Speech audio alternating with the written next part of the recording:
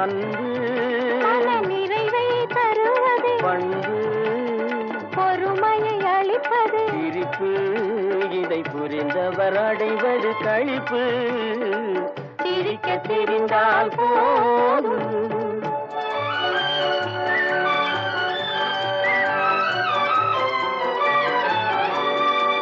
மனிதன் மாறுவதில்லை அவன் மாறிடல் மனிதனை இல்லை மனிதன் மாறுவதில்லை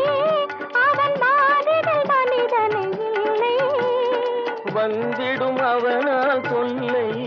நீ சிந்தித்து பார் என் சொல்லை